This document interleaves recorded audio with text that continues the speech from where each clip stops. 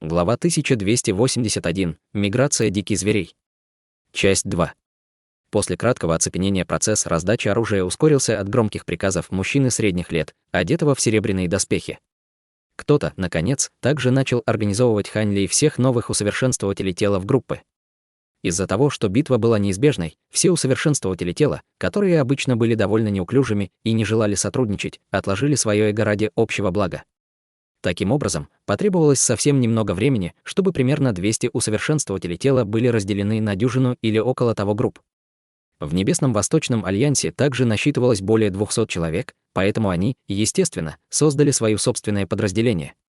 Молодые и неопытные смертные оставались резервной командой и не были сразу мобилизованы. Вместо них на городскую стену были мобилизованы усовершенствователи тела и обученные воины, чтобы помочь солдатам города Юань. Возможно, это было потому, что группа людей с Небесного Восточного Альянса была слишком заметной, но они были выбраны в качестве первой группы воинов, мобилизованных на городских стенах. Таким образом, Хань Ли и другие члены Небесного Восточного Альянса были отправлены к одной из 4 городских стен. На них была возложена обязанность охранять эту городскую стену вместе с 1000 солдатами, которые уже были мобилизованы там ранее. Хань Ли встал на городской стене и посмотрел вдаль. Стая лазурных волков уже перестала выть и стала медленно приближаться к ним. Им не было видно ни конца, ни края, создавая впечатление, словно к городу приближались лазурные равнины. Топот бесчисленного количества волчьих лап, несущихся по земле, был слышен даже с их высоты на городской стене, создавая довольно пугающую симфонию, поражавшую всех воинов-наблюдателей неописуемым чувством давления. Многие из солдат уже побледнели от испуга.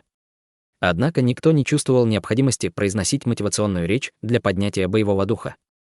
Если город падет, их семьи станут жертвами злых волков. Таким образом, хотя они все окаменели от страха, ни один из них не мог отступить. Все военные чиновники низкого уровня на городской стене просто дали несколько инструкций для подготовки к предстоящему сражению и стали ждать молча. Стая волков, казалось, двигалась не очень быстро, но постепенно воины смогли различать приближающихся волков. Самыми заметными волками в стае были те мутированные волчьи звери, которые были почти в 2 раза больше обычных лазурных волков. Эти огромные волки были разбросаны по разным местам всей волчьей стаи, и хотя их мех сохранил свой изначальный лазурный оттенок, их глаза из черного стали пугающе зеленого цвета. Сквозь эти грозные зеленые глаза можно было заметить намек на духовную природу. При виде этого Хань Ли нахмурился. С этими мутировавшими волками будет довольно сложно справиться. Кроме того, их было много. В этот момент Хань Ли стоял рядом с крупным человеком, ростом около 20 футов, и оба они находились позади военного чиновника города Юань, который отвечал за охрану этой стены. Это было предположение, выдвинутое Чжан Куем, который ранее сражался с этими зверьми. Он знал важность командиров во время этих опасных событий, поэтому он послал этих двоих, чтобы защитить военного чиновника.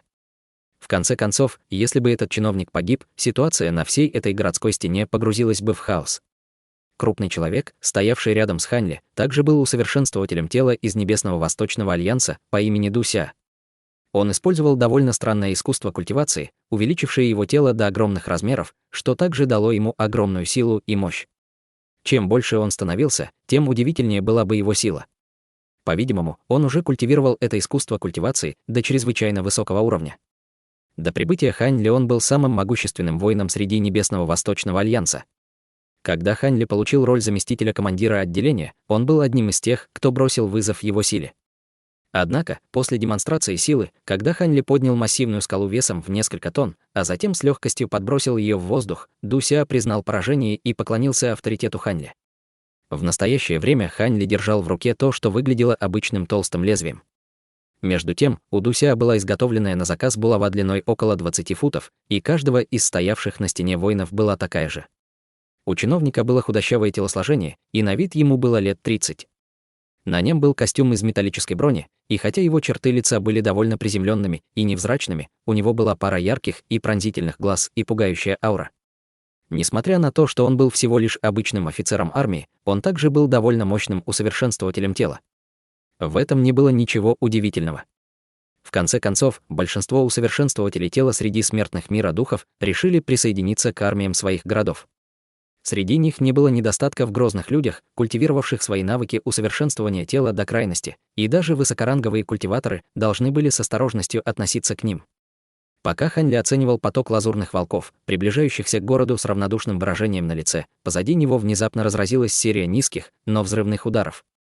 Сразу после этого из определенной точки города вылетело более 100 алых огненных шаров, каждый из которых был размером в несколько десятков футов, и злобно врезалась в волчью стаю, которая находилась всего в нескольких километрах от городских стен.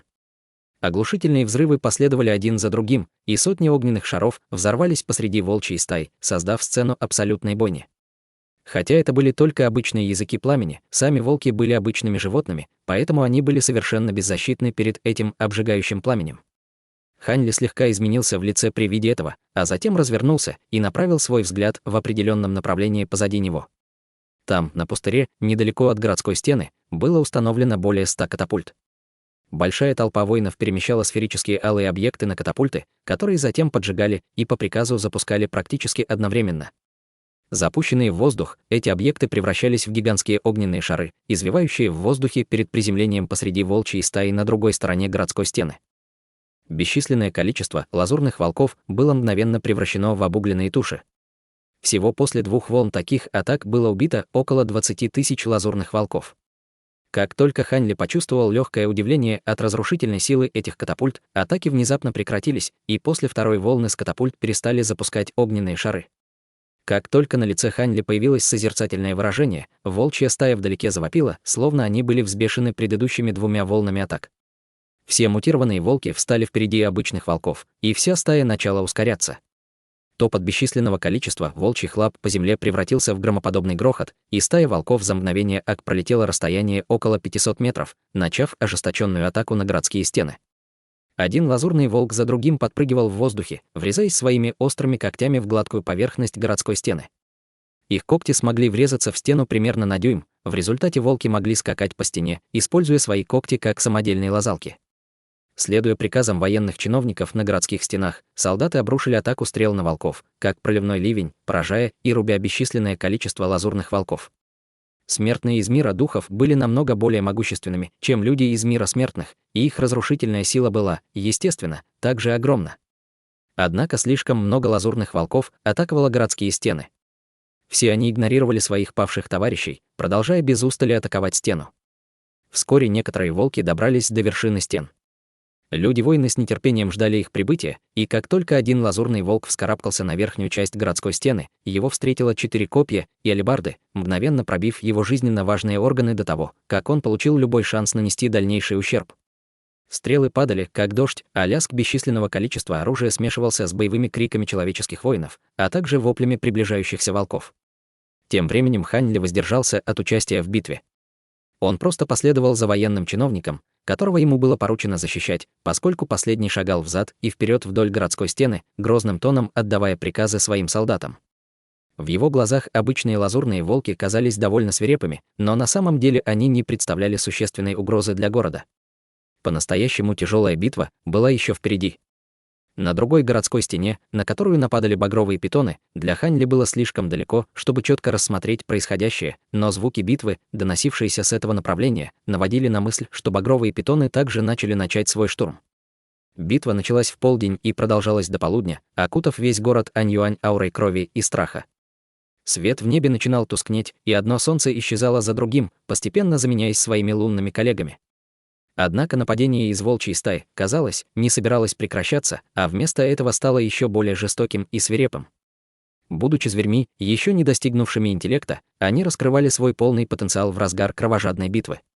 Спокойное выражение лица военнослужащего, который охранял Ханли, постепенно становилось мрачным. Всего через полдня битвы треть обычных солдат на городской стене уже погибла. Даже 20 членов Небесного Восточного Альянса пало в бою. В этот момент с задней части стаи лазурных волком вырвалось 2 резких волчьих вопля. Мутировавшие волки, исчезнувшие в стае во время начала атаки, наконец-то снова проявили себя. Эти массивные волки были ростом от 60 футов и скакали, казалось, со скоростью молнии. Стрелы, выпущенные обычными солдатами, были практически неэффективны против них, и они мчались по городской стене так же быстро, как ветер. Солдаты, расположенные на вершине городской стены, естественно, сразу же набросились со своим оружием, но эти гигантские волки в ответ просто взлетели в воздух, перепрыгнув через солдат, а затем развернулись и напали на них сзади.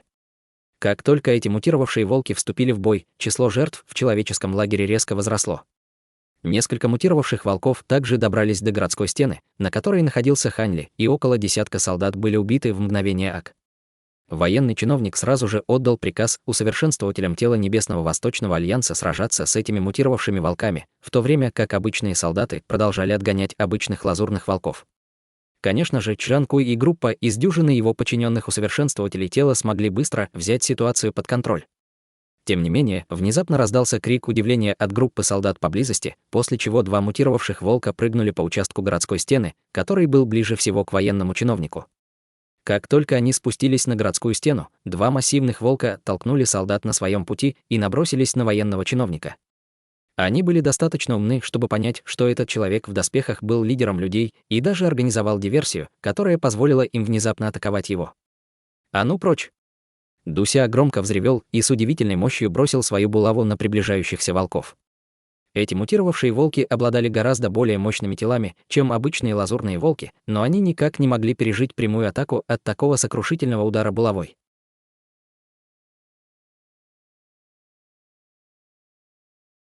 Глава 1282. Миграция диких зверей. Часть 3. В тот момент, когда огромная булава Дуся собиралась накрыть первого волка, внезапно произошел невероятный поворот событий. Тело волка вспыхнуло бледным лазурным светом, а затем уменьшилось до того же размера, что и обычный лазурный волк. Таким образом, булава просто скользнула мимо над головой, совершенно не попав в цель. В глазах лазурного волка вспыхнул порочный свет, и его скорость внезапно увеличилась в 2 раза, что позволило ему быстро обойти Дуся и наброситься на военного чиновника. Это демонический волк. Военный чиновник резко изменился в лице при виде странного превращения лазурного волка и без колебаний вытащил свой длинный меч. Кольцо на его пальце вспыхнуло белым духовным светом, и длинный меч трансформировался в ряд протекторов, которые закрыли его тело собой. Казалось, что этот невзрачный военный чиновник носил с собой низкоранговый духовой инструмент. Перед лицом протекторов меча, созданного низкоранговым духовным инструментом, в глазах приближающегося волка мелькнуло презрение. Он просто поднял 2 передние лапы, а затем несколько раз быстро провел ими по воздуху, выпустив лазурные когти, которые метнулись к чиновнику со всех сторон. Как только лазурные когти поразили барьер протекторов из меча, тот рухнул с грохотом, без какой-либо способности к сопротивлению. Лазурные когти, напротив, лишь немного замедлились, продолжая падать на военного чиновника. В ответ военный чиновник взмахнул мечом, хотя и знал, что его сопротивление окажется совершенно бесполезным, а его лицо уже побледнело от надвигающейся опасности. В этот момент рядом с ним внезапно качнулась человекоподобная фигура, и другой человек ворвался в неизбежную сеть лазурных когтей. Эта фигура холодно хмыкнула, и хотя это было не очень громко, военный чиновник почувствовал, как его хмыканье зазвенело в его ушах, и он невольно взревел от ужаса. Затем фигура подняла руку и выпустила из руки полоски золотого света в когти. С оглушительным грохотом лазурные когти столкнулись с золотым светом и тут же рассыпались в пыль. Военный чиновник пришел в восторг от увиденного и только тогда ясно увидел своего спасителя. Это был никто иной, как другой человек, направленный на его защиту, Ханли. В этот момент Ханли убирал кулак, переливающийся золотым светом. В то же время он оценивал лазурного демонического волка, который парил в воздухе совершенно бесстрастным образом. Демонический волк застыл на месте и уставился на Ханли с оттенком недоумения в глазах. Лазурная шерсть на его спине встала дыбом, и казалось, он очень насторожился Ханли. Демонический зверь не смог установить уровень культивации Ханли, но его острый инстинкт подсказывал ему, что этот человек чрезвычайно опасен и, по-видимому, способен представлять угрозу его жизни. Поэтому волк мешкал, не зная, как поступить. После того, как волк пропал без вести и позволил ему обойти себя, Дуся сильно испугался и поспешно обернулся, с мрачным выражением оценивая демонического волка. Таким образом, демонический зверь был зажат между Ханли и Дуся, в то время как другие усовершенствователи тела Небесного Восточного Альянса уже стали приближаться к нему, явно пытаясь полностью окружить его. Демонический волк настороженно взглянул на Ханли, а затем резко повернулся и набросился на Дуся в виде полоски лазурного света. Дуся был совершенно поражен этой внезапной атакой и рефлекторно взмахнул своей булавой.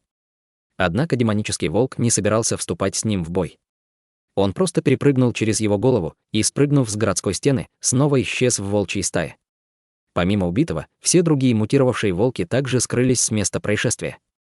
Ханли остался стоять на месте, не выражая намерения преследовать. Несмотря на то, что он потерял всю свою магическую силу, он не интересовался преследованием какого-то слабого низкорангового демонического зверя. Военный чиновник только что был на грани смерти и поспешил поблагодарить Ханьли. «Спасибо за спасение моей жизни, брат. Если бы ты не вмешался, я бы уже был мертв». Ханьли просто вдохнул и махнул рукой в ответ. «Я, возможно, спас вас, но в других местах тоже стали появляться демонические волки. Ситуация, похоже, не сулит нам ничего хорошего. Как это может быть? Откуда столько демонических волков в этой стае?» Военный чиновник поспешно перевел взгляд на другую городскую стену, и выражение его лица снова стало бледным. Городская стена, на которой они находились, внезапно пришла в полную суматоху, и тысячи лазурных волков уже ворвались на городскую стену. В воздухе над ними парило несколько светящихся демонических волков, которые наблюдали за происходящим. Не только военный чиновник впал в отчаяние при виде этого, боевой дух обычных солдат и членов Небесного Восточного Альянса также пал. Неужели эта городская стена действительно будет разрушена этой волчьей стаей? Одна и та же самая мучительная мысль всплыла в сердце каждого. В то время как все человеческие войска на городской стене должны были быть разбиты непрекращающимся встречным потоком лазурных волков, с городской стены раздался звук призывного рога, и несколько сотен могущественных усовершенствователей тела внезапно выбежало из-за них.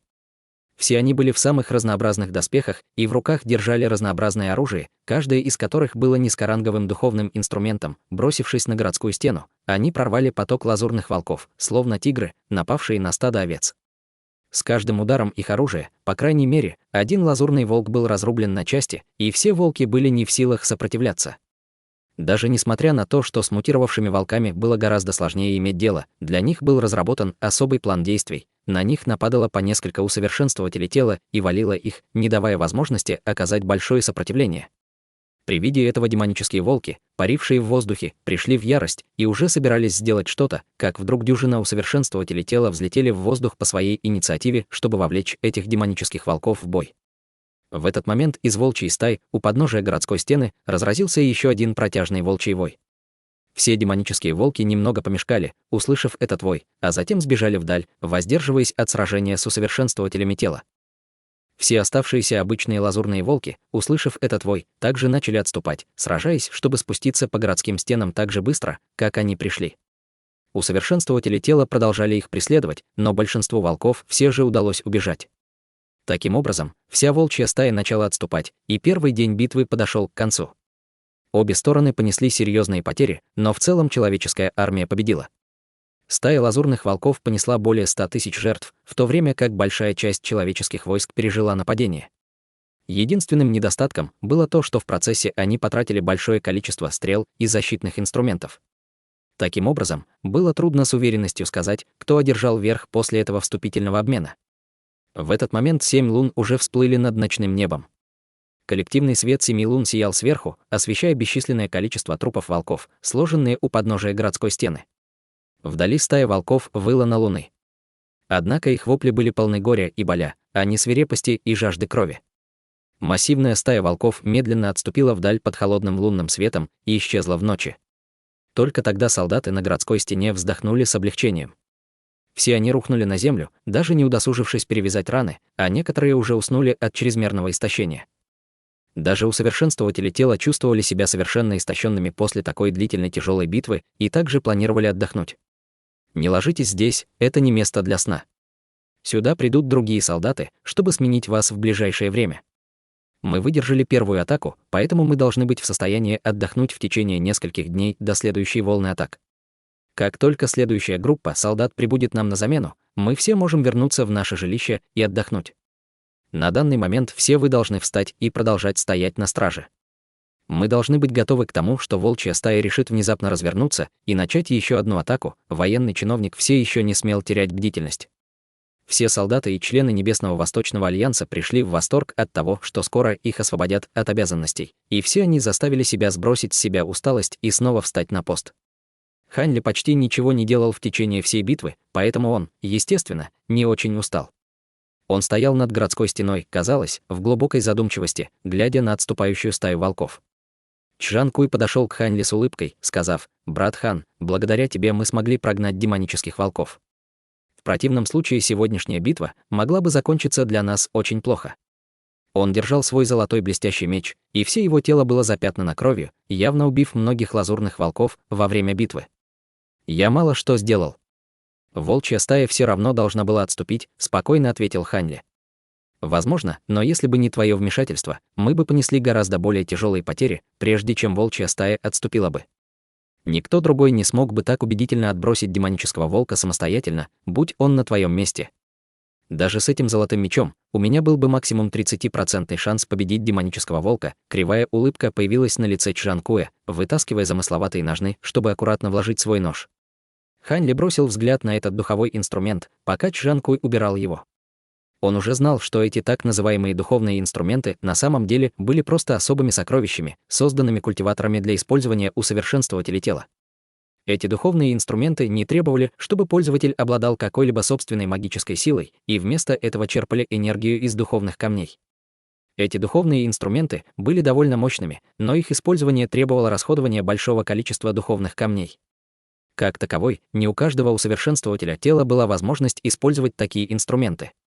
Тем не менее, даже самые мощные духовные инструменты не могли сравниться с настоящим сокровищем, поэтому они не были очень привлекательны для высокоранговых усовершенствователей тела. Они считали, что лучшее оружие, которое они могли получить, это мощное физическое тело. В этом аспекте процесс мышления усовершенствователей тела был очень похож на процесс мышления демонических зверей. Пока Ханли размышлял над этими мыслями, Чжанкуй вдруг сказал нечто, что вызвало легкую дрожь в его сердце.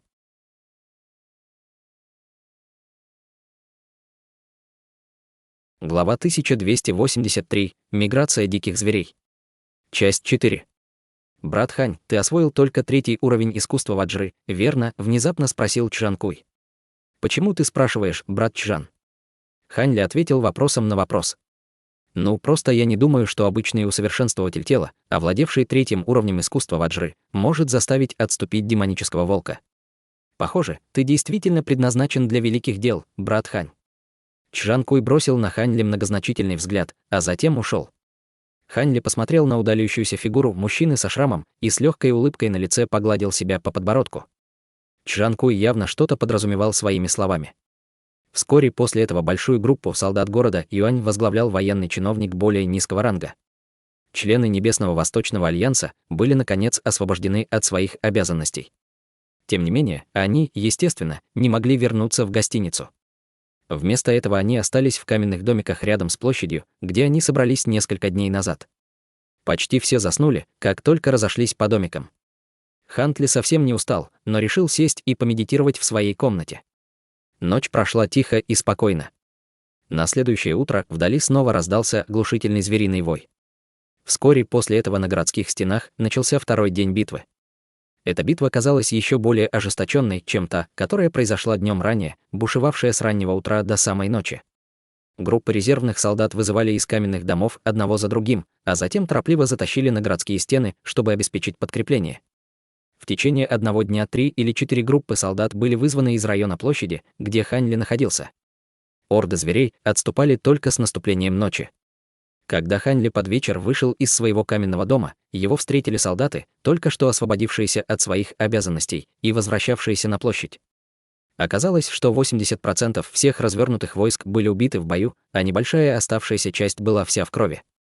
У большинства из них были травмы, а у некоторых даже не хватало конечностей. Они были в гораздо более плачевном состоянии, чем группа Ханли со вчерашнего дня. К этому моменту множество других людей также вышло из соседних каменных домов, и они также были ошеломлены увиденным. Некоторые из них сразу же начали расспрашивать о том, что произошло во время сегодняшней битвы, и только тогда им сообщили, что среди волчьих стай, напавших на город, появился тип маленьких волков, похожих на леопардовых кошек. Они не только были чрезвычайно быстры и проворны, они были способны взрывать свой мех в воздухе, как иглы дикобраза. Эти пряди меха были наполнены смертельным ядом, и после попадания в человека тот быстро терял способность двигаться. Без своевременного лечения состояние жертвы быстро ухудшалось, что в конечном итоге приводило к смерти. Никто никогда раньше не видел и даже не слышал об этих маленьких волках, поэтому они, скорее всего, были новой породой мутировавших зверей лазурных волков. Такие случаи не были обычным явлением во время миграции диких зверей, но также не считались слишком примечательными. Каждый раз, когда появлялась новая порода мутировавших зверей, люди были застигнуты врасплох их уникальными способностями и в результате несли тяжелые потери. Тем не менее, эти новые породы мутировавших зверей будут очень быстро уничтожены естественными процессами. Иначе в стае волков было бы гораздо больше пород мутировавших животных, чем на самом деле. Эти маленькие мутированные волки появились в большом количестве во время только что произошедшего сражения, убив большую часть войск, развернутых для охраны городской стены. Если бы не тот факт, что группа усовершенствователей тела, владеющих духовными инструментами, известная как духовный отряд, неоднократно вмешивалась, вполне возможно, что все развернутые сегодня войска были бы полностью уничтожены. Все с тяжелым сердцем слушали страшные рассказы солдат, которым посчастливилось вернуться живыми. Все были поражены впечатлением, что эта великая миграция диких зверей оказалась более опасная, чем, по слухам, была прошлая миграция. Перед лицом таких страшных зверей их уверенность начала колебаться. Хань Ли какое-то время прищурился, а затем вернулся в свой дом. Во время всего этого выражения его лицо оставалось совершенно неизменным. На самом деле он чувствовал себя таким же невозмутимым, как и выглядел. Даже если город Юань действительно падет, ему не составит труда выбрать из миграции зверей и сбежать, благодаря двум его бессмертным побеждающим бусинам. Что касается других людей в городе, он не смог бы спасти их, даже если бы захотел, поэтому он, конечно, не собирался быть героем и откусывать больше, чем он мог проживать. Однако, учитывая свирепость нападений, которые эти звери предпринимали против города, возможно, скоро настанет их черед охранять городскую стену. Когда все обернулось таким образом, Хань Ли понял это предположение.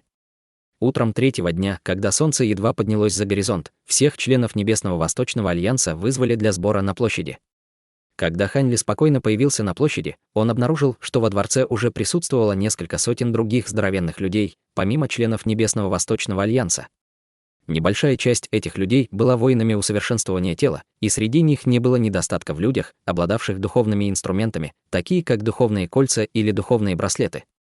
Все рыцари на их волках также были здесь. Эти люди явно составляли самые могущественные войска этого города. Хань Ли слегка нахмурился и неспешно присоединился к толпе. Вскоре на площади собралось около 1000 человек, и тот, кто вызвал их, был никем иным, как военным чиновником средних лет, одетым в серебряные доспехи. Он обратился ко всем с посланием, сообщив всем присутствующим воинам, что ситуация на других фронтах была довольно тяжелой и что их услуги требуются для укрепления городских стен. Эта новость стала неожиданностью для всех. Они знали, что с лазурными волками было довольно трудно справиться в течение последних нескольких дней, но кто бы мог подумать, что ситуация на других фронтах будет еще более ужасной. К счастью, все собравшиеся люди были опытными воинами и быстро пришли в себя от этой новости, а затем забрались на подготовленные для них, запряженные зверьми экипажи, которые устремились к другой стороне города Юань. Кроме нескольких патрульных рыцарей, на улицах города не было видно ни одного прохожего. Таким образом, экипажи, запряженные зверями, не сталкивались с пробками на дорогах, что позволяло им двигаться вперед на полной скорости. Спустя чуть более 2 часов экипажи прибыли к подножию городской стены на другой стороне города Аньюань, после чего оперативно высадились. Их уже ждало около дюжины военных чиновников, и они сразу же напали на Хань Ли и других, как голодные стервятники, ссорившись друг с другом за право выбрать себе лучших воинов. После того, как все воины были разделены, их привели к их соответствующим сторожевым вышкам. Таким образом, все члены Небесного Восточного Альянса также были разобщены. В группу с Хань Ли попало 8 обычных охранников из Небесного Восточного Альянса, в то время как Чжан Куй, Ду Ся и все другие могущественные воины-усовершенствователи тела были распределены по другим группам. Человек, возглавлявший группу Хань Ли, был высоким военным чиновником среднего возраста, с бородой. Судя по серебряным доспехам, он был чиновником того же ранга, что и человек, которого Хань Ли поручили защищать 3 дня назад. Этот человек был очень доброжелателен и гостеприимен к таким воинам, как Хань Ли. В частности, он очень уважительно относился к 3 воинам, владеющим духовными инструментами, в их группе, и было совершенно ясно, что он сильно полагается на них. Кроме нескольких членов Небесного Восточного Альянса, никто не знал, насколько могущественен Хань Ли, поэтому он, естественно, не привлекал внимания военного чиновника. Хань Ли, очевидно, тоже не собирался хвастаться своими собственными силами. Он просто молча следовал за всеми остальными, когда они взобрались на городскую стену. Вид, который открылся им с городской стены, был весьма тревожным. Гладкая городская стена была полностью разрушена, как и сторожевая башня, на которую они были назначены. Все с мрачными выражениями на лицах осматривали окружение. Более всего их смущало то, что лазурная земля была полностью испачкана чернотой, а в воздухе доносился гнилостный запах, поражающий всех желанием опустошить содержимое желудка. Человек с духовным браслетом с серьезным выражением осмотрел угольно-черную субстанцию на земле и сказал: «Это змеиный яд». Бородатый военный чиновник подтвердил его словами с горькой улыбкой на лице: «Верно. Это действительно змеиный яд. Более 400 наших солдат уже потеряли способность сражаться из-за воздействия этого змеиного яда. Если я правильно помню, багровые питоны не обладают ядом, не так ли?» С недоумением спросил пожилой человек, у которого также был духовный инструмент. «Ты прав, Братли. У обычных багровых питонов нет яда, но на этот раз появился мутировавший вид крылатых питонов. Они примерно того же размера и внешнего вида, что и обычный багровый питон, но они обладают способностью летать небольшой промежуток времени, используя свои крылья, и они могут выпускать этот черный ядовитый туман изо рта. Как только кто-то соприкасается с этим ядовитым туманом, их кожа и плоть немедленно сгнивают. Яд настолько силен, что растворяет даже камень. Я уже посылал сюда людей, чтобы несколько раз смыть яд. В противном случае даже дыхание было бы опасно для здоровья, пояснил военный чиновник. Все багровые питоны обладают огромной силой. Теперь, когда они также могут выдыхать ядовитый туман, с ними будет очень трудно иметь дело, размышлял кто-то из толпы с обеспокоенным выражением. Если бы эти багровые питоны не были настолько грозными, высшие руководители не разместили бы всех вас здесь. Я слышал, что новая разновидность мутировавшего волка также, кажется, появилась среди стаи лазурных волков. Военный чиновник погладил себя по бороде с серьезным выражением лица. Почему культиваторы не позаботятся о лазурных волках? Все они специализируются на крупномасштабных атаках, способных уничтожить сразу большие орды зверей. В прошлом они всегда составляли основу нашего сопротивления против миграции зверей, спросил кто-то из толпы. Не забывайте, что на поле боя еще не появлялись львиноподобные звери. Культиваторов, должно быть, оставили в резерве для борьбы с большим количеством страшных демонических зверей. Если эти звери появятся после того, как они потратят всю свою магическую силу на мелких животных, тогда у нашего города Аньюань не останется никакой надежды, ответил военный чиновник. Услышав этот ответ, все начали с обеспокоенным выражением переглядываться между собой. Оказалось, что будущее города Юань не было очень оптимистичным. Военный чиновник видел пессимизм своих войск и немедленно предложил несколько слов ободрения. Ладно, не нужно слишком беспокоиться. Мутировавшие крылатые питоны способны выплевывать только один поток ядовитого тумана за раз. После этого им приходится отдыхать некоторое время. Более того, судя по нашим наблюдениям, мы пришли к выводу, что эти мутировавшие питоны потеряли почти всю свою способность сражаться.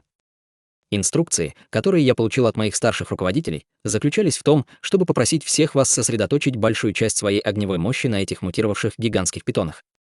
Обычным солдатам очень трудно причинить им вред, и весь ущерб, нанесенный этой городской стене, был нанесен ими. Если вы сможете сдержать этих гигантских питонов, мы уверены в нашей способности сражаться с обычными багровыми питонами. Хе-хе, раз мы уже пришли сюда, естественно, мы обязательно окажем вам помощь. Однако, человек с духовным браслетом уже собирался что-то сказать, как вдалеке внезапно раздался громкий крик. Крик звучал как смесь крика ворона и рева зверя, но в то же время не напоминал ни одного из них. От этого чрезвычайно тревожного крика в венах всех услышавших его застыла кровь. Слова этого человека внезапно прекратились, когда на его лице появилось напряженное выражение. Такое же выражение также появилось на лицах всех остальных. Львиноподобные звери, наконец, здесь. Пробормотал воин-усовершенствователь тела, бессознательно сжав оружие в руке. В этот момент Хань Ли стоял в углу, осматривая низкоранговый духовный камень в своей руке. Выражение его лица было чрезвычайно спокойным, словно он вообще не слышал этот тревожный крик.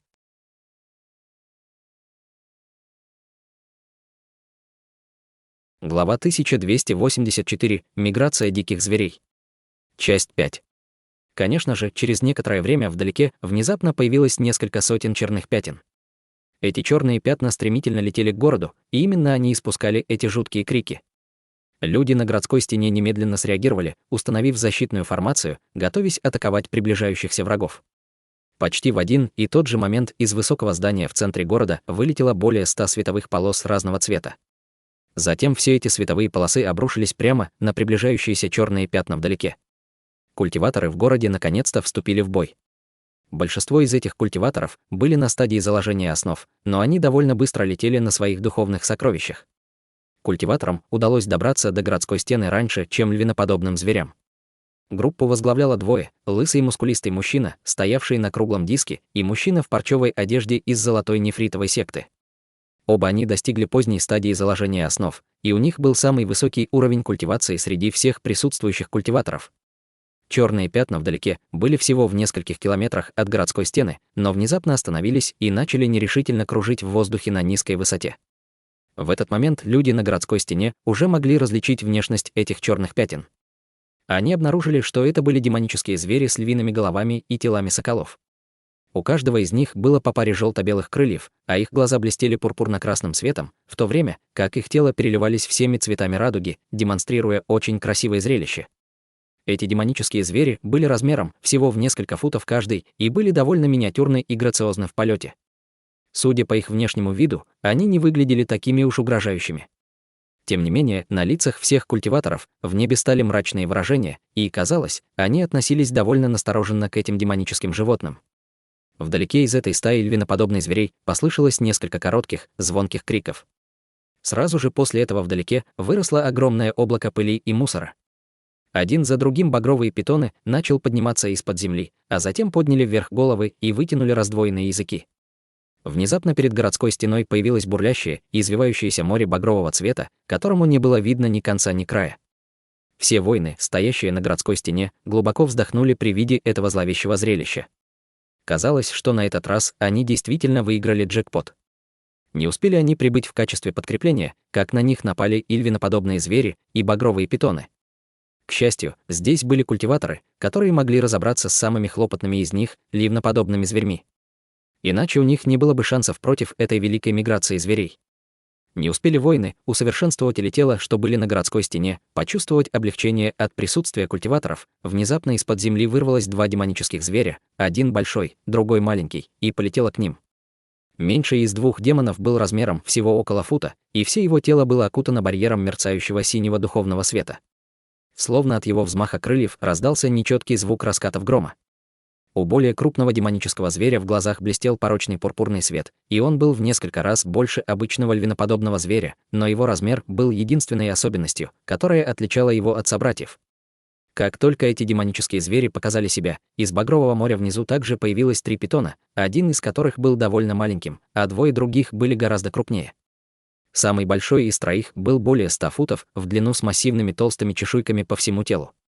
На его голове росла пара багровых крыловидных рогов и очень напоминала багрового змея. Второй по величине питон был полностью покрыт угольно-черными чешуйками. В то же время у него было три треугольных головы, каждая из которых выглядела чрезвычайно злобной и угрожающей. Самый мелкий среди них был демонический зверь с головой человека и телом змей. У него была пара рук, и в каждой из них было костяное копье. Это был никто иной, как тот демонический змей, который когда-то напал на Ханьли в Лазурной пустыне. Эти 5 демонических зверей были, несомненно, самыми могущественными существами среди этой великой миграции зверей, но, казалось, они выглядели довольно нерешительно. Все 5 посмотрели на городскую стену и, взвизгнув, вернулись к своим братьям и снова исчезли. Внезапно все львиноподобные звери в воздухе и армия багровых питонов на земле, казалось, получили одно и то же указание, одновременно подталкивая их к городской стене посреди взрывов громоподобного рычания. Львиноподобные звери были намного быстрее, чем багровые питоны на земле, поэтому они, естественно, первыми достигли города Юань. Все они снова начали издавать громкие тревожные крики, а их тело начали испускать зеленый демонический туман. Вначале испускался только слабый слой тумана, но вскоре он превратился в густое облако тумана, окутавшее всех львиноподобных зверей внутри себя. Таким образом, огромное пространство демонического зеленого тумана вокруг диаметров сакр сформировалось в мгновение ока, поднимаясь, как грозная волна. Лысый культиватор поздней стадии заложения основ при виде этого перестал колебаться. Он взревел, как дикий зверь, и повел остальных культиваторов в атаку на демонических зверей. Прежде чем даже вступить в контакт с зеленым демоническим туманом, все культиваторы быстро подняли руки в воздух, выпустив множество талисманов. В следующее мгновение в тумане взорвалось бесчисленное количество молний и разноцветных огней. Сила непрекращающихся взрывов насильственно рассеивала зеленый туман. Затем культиваторы немедленно собрали свои сокровища без каких-либо колебаний. В следующее мгновение в воздухе появились летающие сабли, мечи, волшебные бусы, буддийские посохи, метательные кинжалы. Все виды оружия метнулись к зеленому демоническому туману. В то же время зеленый туман впереди упал и с силой взорвался, и бесчисленное количество демонических перьев вздуло вперед, обрушиваясь на надвигающиеся сокровища, как проливной шторм зеленого света. Львиноподобные звери, казалось, были способны противостоять атакам культиваторов. При виде этого все человеческие культиваторы начали делать печати заклинания руками и петь заклинания, манипулируя своими сокровищами, чтобы прорвать бурю зеленого света. Однако, казалось, демоническим перьям, вылетающим из зеленого тумана, не было конца, и никто из человеческих культиваторов не осмеливался продвигаться дальше, поскольку настороженно относился к зеленому туману. Таким образом, в воздухе возникла тупиковая ситуация. В этот момент багровые питоны также, наконец, достигли подножия городской стены. Багровые питоны разбились по группам с дюжину особей, каждый из которых схватил хвосты друг друга, образуя взаимосвязанные цепи длиной более 100 футов. Эти цепочки багровых питонов свернулись, а затем вскочили в воздух как массивные стрелы, которые с пугающей скоростью полетели к вершине городской стены. Поднявшись в воздух, все багровые питоны снова рассоединились, а затем стали яростно размахивать телами в направлении солдат, стоявших на городской стене. Используя эту тактику, они смогли полностью игнорировать препятствия, создаваемые высокими городскими стенами. Большинство воинов, мобилизованных на городской стене, уже сражались с багровыми питонами, но очень немногие из них были свидетелями такой инновационной стратегии, применяемой этими питонами. Как таковые, они были застигнуты врасплох и пытались принять ответные меры. Напротив, обычные солдаты из города Юань, похоже, ожидали нечто подобное. Все они сразу же упорядоченно собрались в группы, передние ряды солдат поднимали щиты, образуя баррикады, в то время как солдаты позади них атаковали из арбалетов. Это оказалось довольно эффективной стратегией. Массивные арбалеты на городской стене также стреляли стрелами длиной около 10 футов каждая, что заставляло их летать по воздуху с пугающей скоростью. С холодным светом один малиновый питон за другим был пронзен массивной стрелой арбалета, прежде чем успел взобраться на городскую стену. Всего лишь одной стрелой было убито более 10 багровых питонов. После непродолжительного периода паники воинам-усовершенствователям тела также удалось собраться и приступить к действиям, используя свое оружие, с легкостью пронзая одного питона за другим. Все они обладали мощными телами и удивительной силой, поэтому обычные питоны были совершенно бессильны против них. Тем временем Хань Ли совершенно не двигался с места, но у него перед глазами несколько раз подряд мелькнул холодный свет, после чего все набегающие на него питоны были разрезаны на несколько кусков. Сверху алым дождем лилась кровь питона. С его нынешним уровнем мастерства искусства, ваджры в сочетании с его использованием искусства, мигающего меча, он смог совершать чудесные атаки, хотя держал в руках только обычную саблю. Он не только размахивал свою саблю с удивительной скоростью, его атаки были совершенно беззвучными, но обладали разрушительной силой. Даже низкоранговое сокровище, скорее всего, было бы разрезано пополам одним из его ударов саблей, не говоря уже об этих обычных питонах. Таким образом, Хань Ли не обращал внимания на обычных питонов, которые падали сверху, вместо этого приковав взгляд к рою питонов вдалеке. Он был довольно заинтересован в этих 3 демонических змеях, однако прямо в этот момент неподалеку раздался оглушительный гул, сопровождаемый взрывом мучительных человеческих воплей. Услышав это, Хань Ли слегка запнулся, а затем перевел взгляд на источник волнения. Приблизительно в 100 футах от него удивительно массированному мутировавшему питону удалось пробраться к городской стене. Как только он приземлился, он немедленно откусил верхнюю половину тела солдата, а затем скинул взмахом хвоста воина-усовершенствователя тела. Грудь усовершенствователя тела была пробита, и теперь его ждала только смерть. В этот момент свирепый зеленый свет вспыхнул в глазах питона, и он перевел взгляд на Хань Ли. Хань Ли слегка нахмурился и холодно посмотрел на гигантского питона, а затем легкомысленно качнулся на звере. Казалось, что питон почувствовал, что Хань Ли был довольно опасен, и он, выгнув свое тело, выстрелил как молния, снова открыв свой пещеристый рот, чтобы попытаться проглотить Хань Ли целиком. С неизменным выражением на лице Хань Ли медленно поднял саблю. Внезапно его сабля исчезла в невидимом пятне, когда он взмахнул ею по воздуху к голове гигантского питона. Тело встречного питона внезапно остановилось, а в следующее мгновение из его головы вырвалось бесчисленное количество фонтанов крови, и сама его голова разделилась на несколько частей. По-видимому, небрежная атака, начатая Хань Ли, полностью расчленили грозного гигантского питона. Хань Ли бесстрастно посмотрел на обезглавленную тушу питона, а затем развернулся и ушел. Однако в этот самый момент произошел неожиданный поворот событий, задняя половина безголового тела гигантского питона внезапно скрутилась, а затем, как молния, злобно двинулась к Хань Ли. Питон израсходовал всю оставшуюся силу на этот единственный удар, и его тело взлетело в воздух, как невероятно сильный кнут, пытаясь убить Хань Ли одним махом. Все солдаты и усовершенствователи тела, находящиеся поблизости, тревожно вскрикнули при виде этого. В этот момент раздался глухой стук, и Хань Ли ударил хвост питона мерцающим золотым кулаком, пробив огромную дыру в его теле и отправив в полет. Тем не менее, передняя половина обезглавленного тела гигантского питона закрутилась под невообразимым углом и также со страшной силой врезалась в Ханьли. С мрачным выражением на лице Ханьли поднял саблю, и его тело качнулось вперед к гигантскому питону, оставляя после себя след остаточных изображений. В воздухе вспыхнул пронзительный холодный свет, после чего Ханьли появился позади тела питона и медленно повернулся. Кровь хлынула из тела гигантского питона, как багровые реки. В следующее мгновение он рухнул, разрезанный на 7 или 8 частей. Теперь этот гигантский питон был действительно мертв.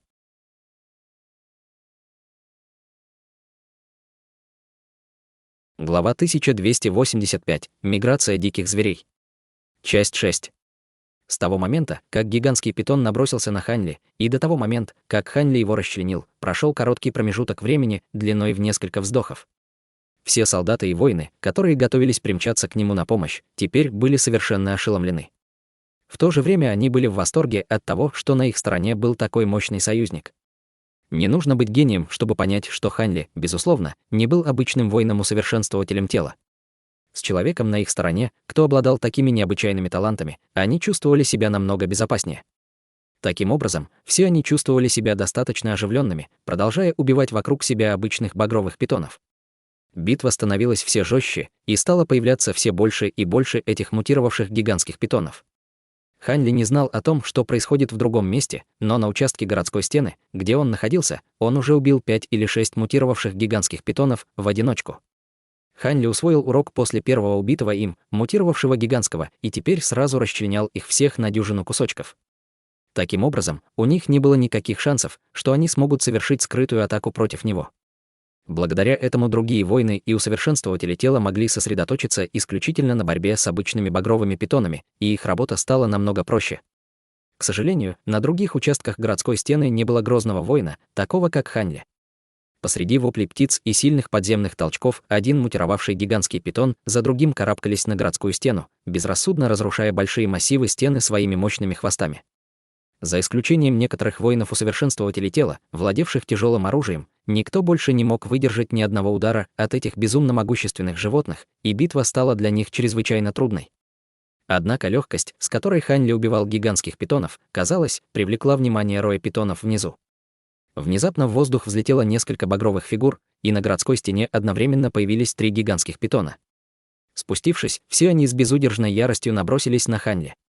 Ханьли удивленно приподнял брови, но тут же с холодной улыбкой на лице швырнул свою саблю в сторону одного из приближающихся питонов. Перед лицом обычной сабли, подобной этой, гигантскому питону обычно даже не нужно было уклоняться, поскольку клинок не мог пробить его чешую. Однако Ханьли швырнул саблю с поразительно огромной силой, сделав ее столь же разрушительной, как и самые мощные духовные инструменты.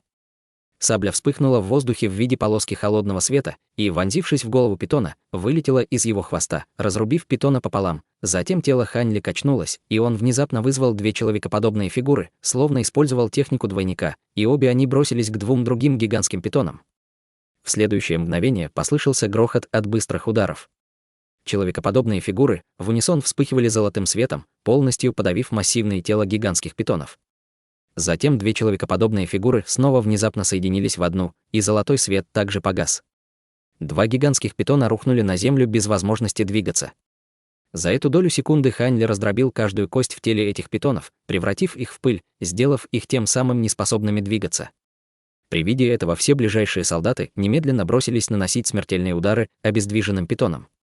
Потеряв сразу 3 мутировавших гигантских питонов от атаки Ханьли, рой питонов поняли, что лучше остерегаться его.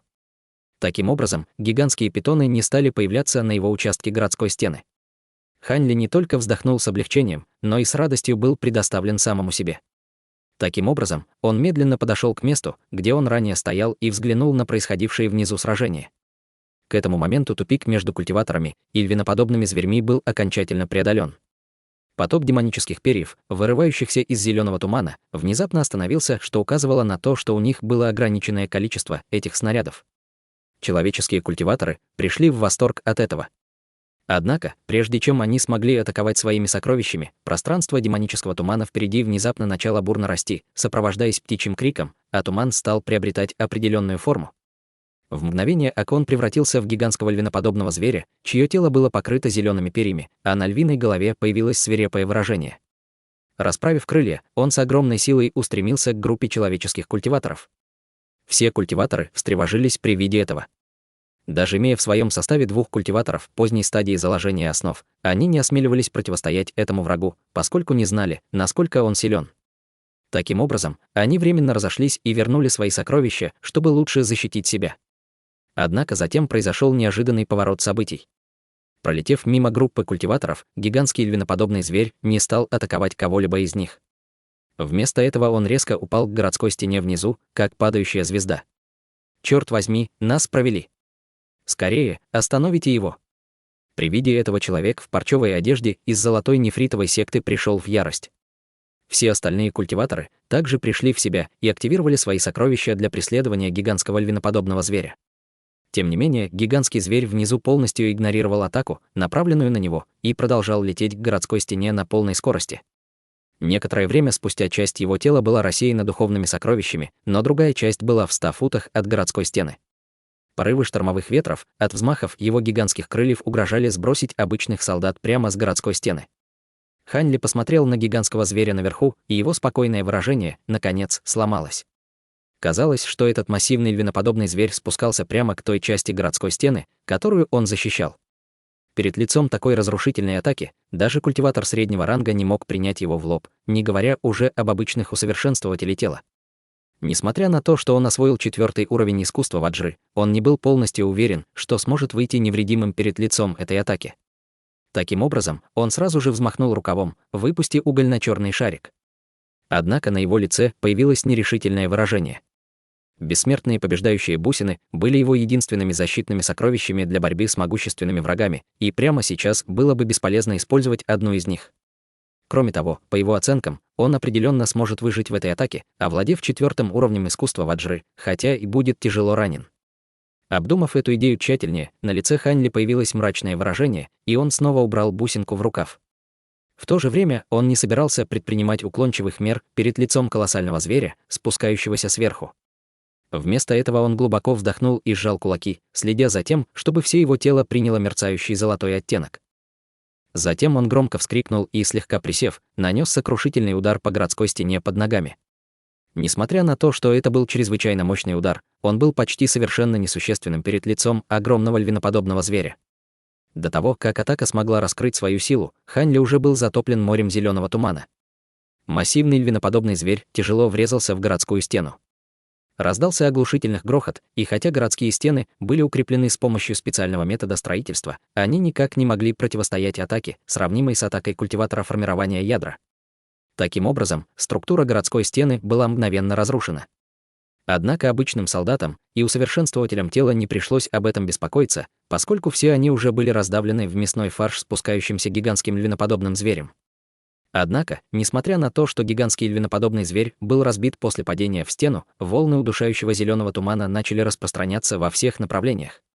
Как только человек попадал в этот туман, он сразу же испускал душераздирающие вопли и падал замертво. Вскоре он превращался в позеленелый труп. Таким образом, все человеческие солдаты, которые первоначально намеревались предоставить подкрепление, стали поспешно отступать в ужасе. Почти в тот же момент из ледяного тумана разразился громкий крик, и изнутри вырвалось бесчисленное полчище львиноподобных зверей, объединившихся с багровыми питонами.